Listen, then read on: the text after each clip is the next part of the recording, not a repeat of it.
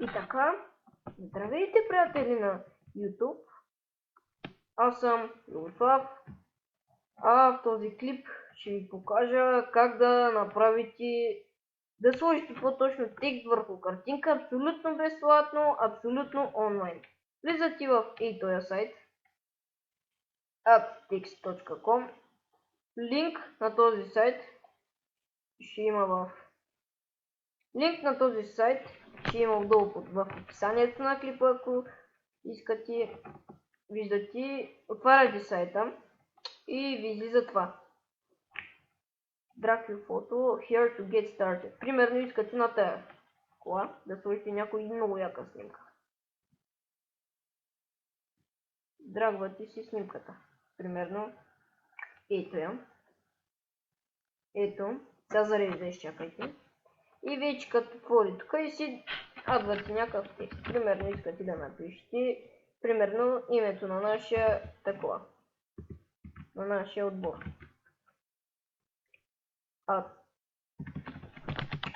BG. Team BG.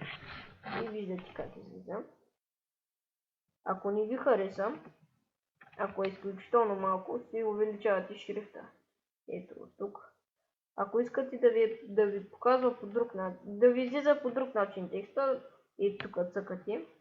Да знаете, и тези тук са плащат, и тези тук, които са с звездичка. Примерно искате да е мемето. И сега ще видите как излиза на меме. Примерно искате да е пластик. Гледайте, вижте сега как ще излезе на пластик. Вижте. Гледайте сега. Виждате. Искате да смените цвета. Примерно син искате. Айде червен да прилича на Ферари.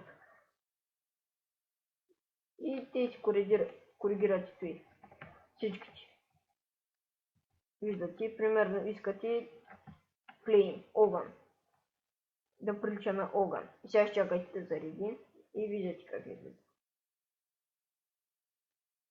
Така е малко гадно огъня. Примерно искате други. Примерно Мигон, който и да е той. Виждате как излиза.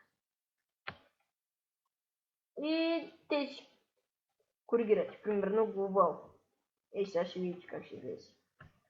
И те си коригирате общо. Ето вече като искате да го сейфате. Натискате тук Next. Timeout и сега изтегляте. И това беше от мене, но разбира се, извинете, че щях да спра.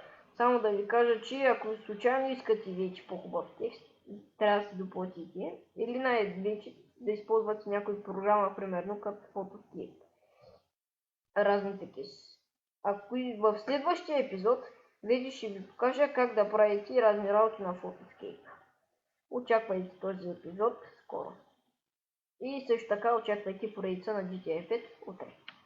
И чао, това беше от мене, до другия епизод.